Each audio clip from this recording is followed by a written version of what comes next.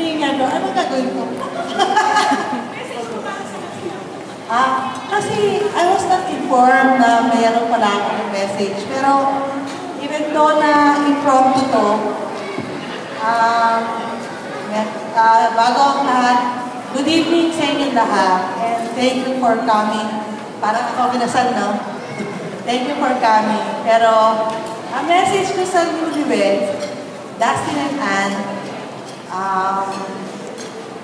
keep the love alive every day and every situation, and always put Christ in the center of your relationship, at saka don't forget na yung love, maraming sacrifices. It's not only good times, 50-50 yan, may 50% na bad times, tapos may good times. But all in all, you should maintain your love for each other.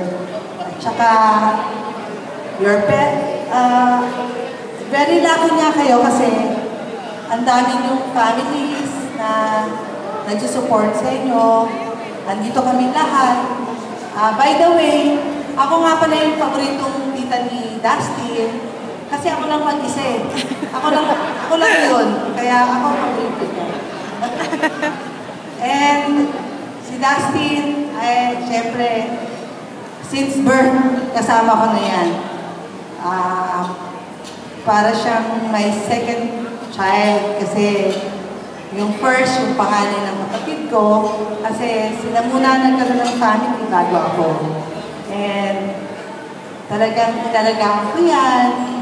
The same thing na pag-aalaga ko sa iba kong mga pamangkin at siyempre sa sarili ko anak.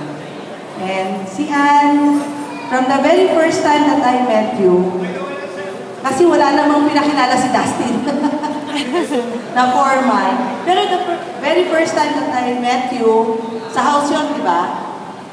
Ano ba occasion no? Birthday ko? Or Christmas? I think wedding anniversary namin. And I know na in love na si Dustin sa'yo. He keeps on telling me, Tita Chon, meron akong friend. Friend pa nun. Friend, sino? Mabait yun. Tsaka parang ikaw rin. Parang kalog na kalog din. Magkakasundo kami. And yun nga, basta, ang wish ko sa inyo, to keep the love alive, keep Christ in the center of your relationship, at saka, don't ever forget to offer sacrifices. Hindi pwedeng siya lang or ikaw lang, dapat pareho kayo. And I wish you more kids. More kids and long and lasting love. Congratulations. Thank you. Alright, a big hand mga kaibigan for Tita Chon. Thank you so much po. Very practical and worth-keeping reminders for our newlyweds. Now, ladies and gentlemen, of course,